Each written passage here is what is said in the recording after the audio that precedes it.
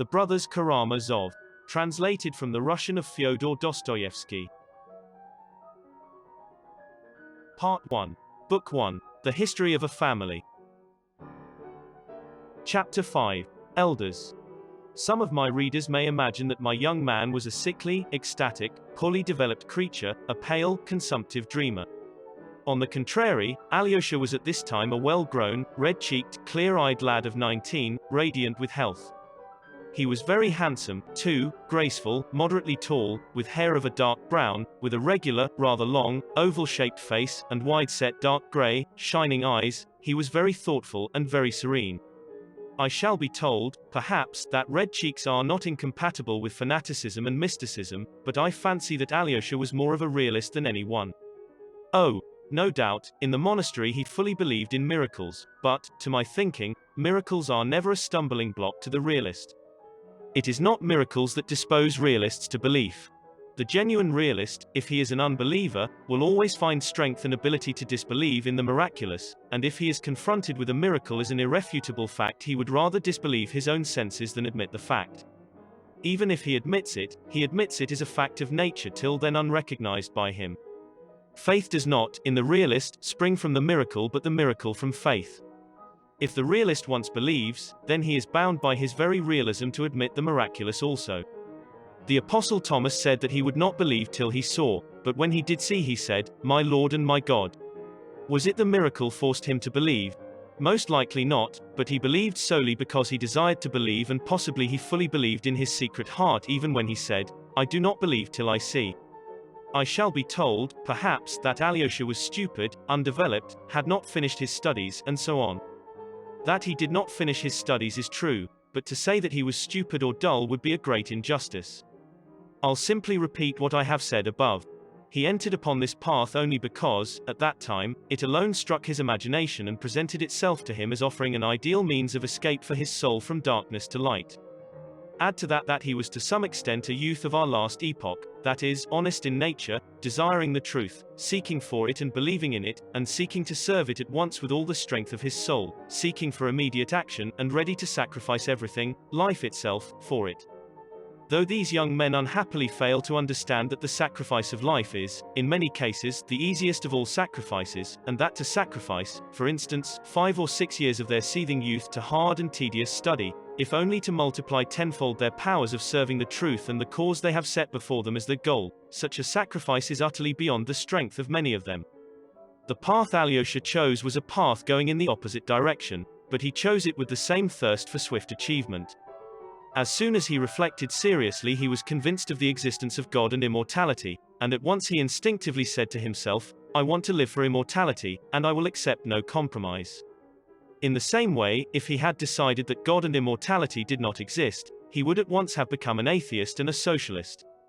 For socialism is not merely the labor question, it is before all things the atheistic question, the question of the form taken by atheism today, the question of the Tower of Babel built without God, not to mount to heaven from earth but to set up heaven on earth. Alyosha would have found it strange and impossible to go on living as before. It is written, "Give all that thou hast to the poor and follow me, if thou wouldst be perfect." Alyosha said to himself, "I can't give 2 rubles instead of all, and only go to mass instead of following him." Perhaps his memories of childhood brought back our monastery, to which his mother may have taken him to mass. Perhaps the slanting sunlight and the holy image to which his poor, crazy mother had held him up still acted upon his imagination. Brooding on these things, he may have come to us perhaps only to see whether here he could sacrifice all or only 2 rubles, and in the monastery he met this elder. I must digress to explain what an elder is in Russian monasteries, and I am sorry that I do not feel very competent to do so. I will try, however, to give a superficial account of it in a few words. Authorities on the subject assert that the institution of elders is of recent date, not more than 100 years old in our monasteries, though in the Orthodox East, especially in Sinai and Athos, it has existed over 1,000 years. It is maintained that it existed in ancient times in Russia also, but through the calamities which overtook Russia, the Tartars, civil war, the interruption of relations with the East after the destruction of Constantinople, this institution fell into oblivion. It was revived among us towards the end of last century by one of the great ascetics, as they called him, Pacy Velichkovsky, and his disciples. but to this day it exists in few monasteries only, and has sometimes been almost persecuted as an innovation in Russia. It flourished especially in the celebrated Kozelsky Opton monastery. When and how it was introduced into our monastery I cannot say. There had already been 3 such elders and Zosima was the last of them. But he was almost dying of weakness and disease, and they had no one to take his place. The question for our monastery was an important one, for it had not been distinguished by anything in particular till then. They had neither relics of saints, nor wonder-working icons, nor glorious traditions, nor historical exploits. It had flourished and been glorious all over Russia through its elders, to see and hear whom pilgrims had flocked for thousands of miles from all parts. What was such an elder? An elder was one who took your soul, your will, into his soul and his will. When you choose an elder, you renounce your own will and yield it to him in complete submission, complete self-abnegation.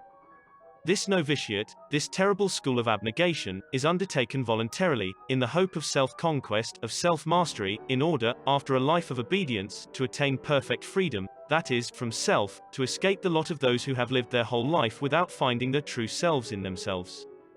This institution of elders is not founded on theory, but was established in the East from the practice of 1,000 years. The obligations due to an elder are not the ordinary obedience, which has always existed in our Russian monasteries. The obligation involves confession to the elder by all who have submitted themselves to him, and to the indissoluble bond between him and them. The story is told, for instance, that in the early days of Christianity one such novice, failing to fulfill some command laid upon him by his elder, left his monastery in Syria and went to Egypt. There, after great exploits, he was found worthy at last to suffer torture and a martyr's death for the faith. When the church, regarding him as a saint, was burying him, suddenly, at the deacon's exhortation, "Depart all ye unbaptized," the coffin containing the martyr's body left its place and was cast forth from the church, and this took place 3 times. And only at last they learnt that this holy man had broken his vow of obedience and left his elder, and, therefore, could not be forgiven without the elder's absolution in spite of his great deeds. Only after this could the funeral take place. This, of course, is only an old legend. But here is a recent instance. A monk was suddenly commanded by his elder to quit Athos, which he loved as a sacred place and a haven of refuge, and to go first to Jerusalem to do homage to the holy places and then to go to the north to Siberia. "There is the place for thee and not here." The monk, overwhelmed with sorrow, went to the ecumenical patriarch at Constantinople and besought him to release him from his obedience. But the patriarch replied that not only was he unable to release him, but there was not and could not be on earth a power which could release him except the elder who had himself laid that duty upon him. In this way the elders are endowed in certain cases with unbounded and inexplicable authority. That is why in many of our monasteries the institution was at first resisted almost to persecution. Meantime the elders immediately began to be highly esteemed among the people. Masses of the ignorant people as well as men of distinction flocked, for instance, to the elders of our monastery to confess their doubts, their sins, and their sufferings, and ask for counsel and admonition. Seeing this, the opponents of the elders declared that the sacrament of confession was being arbitrarily and frivolously degraded, though the continual opening of the heart to the elder by the monk or the layman had nothing of the character of the sacrament. In the end, however, the institution of elders has been retained and is becoming established in Russian monasteries. It is true, perhaps, that this instrument which had stood the test of 1,000 years for the moral regeneration of a man from slavery to freedom and to moral perfectibility may be a two-edged weapon, and it may lead some not to humility and complete self-control but to the most satanic pride, that is, to bondage and not to freedom. The elder Zosima was 65. He came of a family of landowners, had been in the army in early youth, and served in the Caucasus as an officer. He had, no doubt, impressed Alyosha by some peculiar quality of his soul. Alyosha lived in the cell of the elder, who was very fond of him and let him wait upon him. It must be noted that Alyosha was bound by no obligation and could go where he pleased and be absent for whole days.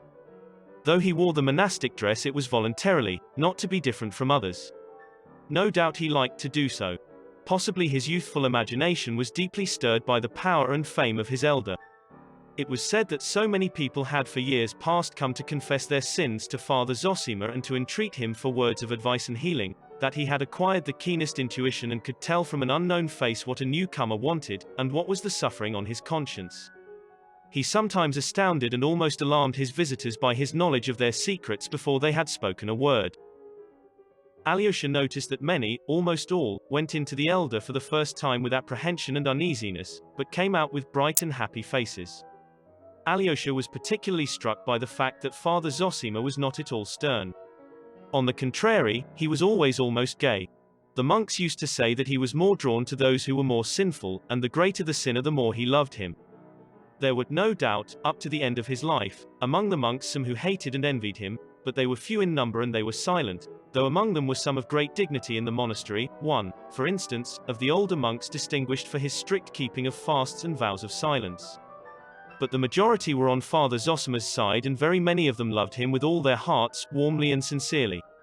Some were almost fanatically devoted to him, and declared, though not quite aloud, that he was a saint, that there could be no doubt of it, and, seeing that his end was near, they anticipated miracles and great glory to the monastery in the immediate future from his relics. Alyosha had unquestioning faith in the miraculous power of the elder, just as he had unquestioning faith in the story of the coffin that flew out of the church. He saw many who came with sick children or relatives and besought the elder to lay hands on them and to pray over them, return shortly after, some the next day, and, falling in tears at the elder's feet, thank him for healing their sick. Whether they had really been healed or were simply better in the natural course of the disease was a question which did not exist for Alyosha, for he fully believed in the spiritual power of his teacher and rejoiced in his fame, in his glory, as though it were his own triumph. His heart throbbed, and he beamed, as it were, all over when the elder came out to the gates of the hermitage into the waiting crowd of pilgrims of the humbler class who had flocked from all parts of Russia on purpose to see the elder and obtain his blessing. They fell down before him, wept, kissed his feet, kissed the earth on which he stood, and wailed, while the women held up their children to him and brought him the sick, possessed with devils. The elder spoke to them, read a brief prayer over them, blessed them, and dismissed them. Of late he had become so weak through attacks of illness that he was sometimes unable to leave his cell, and the pilgrims waited for him to come out for several days. Alyosha did not wonder why they loved him so, why they fell down before him and wept with emotion merely at seeing his face. Oh, he understood that for the humble soul of the Russian peasant, worn out by grief and toil, and still more by the everlasting injustice and everlasting sin, his own and the world's, it was the greatest need and comfort to find some one or something holy to fall down before and worship. Among us there is sin, injustice, and temptation, but yet, somewhere on earth there is some one holy and exalted.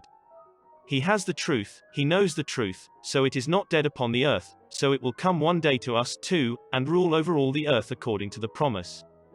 Alyosha knew that this was just how the people felt and even reasoned. He understood it, but that the elder Zosima was this saint and custodian of God's truth. Of that he had no more doubt than the weeping peasants and the sick women who held out their children to the elder. The conviction that after his death the elder would bring extraordinary glory to the monastery was even stronger in Alyosha than in any one there, and, of late, a kind of deep flame of inner ecstasy burnt more and more strongly in his heart. He was not at all troubled at this elder's standing as a solitary example before him. No matter. He is holy. He carries in his heart the secret of renewal for all, that power which will, at last, establish truth on the earth, and all men will be holy and love one another, and there will be no more rich nor poor, no exalted nor humbled, but all will be as the children of God, and the true kingdom of Christ will come. That was the dream in Alyosha's heart. The arrival of his two brothers, whom he had not known till then, seemed to make a great impression on Alyosha. He more quickly made friends with his half-brother Dmitri, though he arrived later than with his own brother Ivan. He was extremely interested in his brother Ivan, but when the latter had been 2 months in the town, though they had met fairly often, they were still not intimate. Alyosha was naturally silent, and he seemed to be expecting something, ashamed about something, while his brother Ivan, though Alyosha noticed at first that he looked long and curiously at him, seemed soon to have left off thinking of him. Alyosha noticed it with some embarrassment. He ascribed his brother's indifference at first to the disparity of their age and education. But he also wondered whether the absence of curiosity and sympathy in Ivan might be due to some other cause entirely unknown to him. He kept fancying that Ivan was absorbed in something inward and important, that he was striving towards some goal, perhaps very hard to attain, and that was why he had no thought for him. Alyosha wondered, too, whether there was not some contempt on the part of the learned atheist for him, a foolish novice. He knew for certain that his brother was an atheist. He could not take offense at this contempt, if it existed, yet, with an uneasy embarrassment which he did not himself understand, he waited for his brother to come nearer to him. Dmitri used to speak of Ivan with the deepest respect and with a peculiar earnestness. From him Alyosha learnt all the details of the important affair which had of late formed such a close and remarkable bond between the two elder brothers. Dmitri's enthusiastic references to Ivan were the more striking in Alyosha's eyes since Dmitri was, comparé with Ivan, almost uneducated, and the two brothers were such a contrast in personality and character that it would be difficult to find two men more unlike. It was at this time that the meeting, or, rather gathering of the members of this inharmonious family took place in the cell of the elder who had such an extraordinary influence on Alyosha. The pretext for this gathering was a false one. It was at this time that the discord between Dmitri and his father seemed at its acutest stage and their relations had become insufferably strained. Fyodor Pavlovich seems to have been the first to suggest, in joke, that they should all meet in Father Zosima's cell, and that, without appealing to his direct intervention, they might more decently come to an understanding under the conciliating influence of the elder's presence. Dmitri, who had never seen the elder, naturally supposed that his father was trying to intimidate him, but, as he secretly blamed himself for his outbursts of temper with his father on several recent occasions, he accepted the challenge. It must be noted that he was not, like Ivan, staying with his father, but living apart at the other end of the town. It happened that Pyotr Alexandrovich Miusov, who was staying in the district at the time, caught eagerly at the idea. A liberal of the 40s and 50s, a freethinker and atheist, he may have been led on by boredom or the hope of frivolous diversion. He was suddenly seized with the desire to see the monastery and the holy man. As his lawsuit with the monastery still dragged on, he made it the pretext for seeing the superior, in order to attempt to settle it amicably. A visitor coming with such laudable intentions might be received with more attention and consideration than if he came from simple curiosity. Influences from within the monastery were brought to bear on the elder, who of late had scarcely left his cell, and had been forced by illness to deny even his ordinary visitors. In the end he consented to see them, and the day was fixed. "Who has made me a judge over them?" was all he said, smilingly, to Alyosha. Alyosha was much perturbed when he heard of the proposed visit. Of all the wrangling, quarrelsome party, Dmitri was the only one who could regard the interview seriously. All the others would come from frivolous motives, perhaps insulting to the elder. Alyosha was well aware of that. Ivan and Miusov would come from curiosity, perhaps of the coarsest kind, while his father might be contemplating some piece of buffoonery. Though he said nothing, Alyosha thoroughly understood his father. The boy, I repeat, was far from being so simple as everyone thought him. He awaited the day with a heavy heart. No doubt he was always pondering in his mind how the family discord could be ended. But his chief anxiety concerned the elder. He trembled for him, for his glory, and dreaded any affront to him, especially the refined, courteous irony of Miusov and the supercilious half-utterances of the highly educated Ivan. He even wanted to venture on warning the elder, telling him something about them, but, on second thoughts, said nothing. He only sent word the day before, through a friend, to his brother Dmitri, that he loved him and expected him to keep his promise. Dmitri wondered, for he could not remember what he had promised, but he answered by letter that he would do his utmost not to let himself be provoked by vileness, but that, although he had a deep respect for the elder and for his brother Ivan, he was convinced that the meeting was either a trap for him or an unworthy farce. "Nevertheless I would rather bite out my tongue than be lacking in respect to the sainted man whom you reverence so highly," he wrote in conclusion. Alyosha was not greatly cheered by the letter.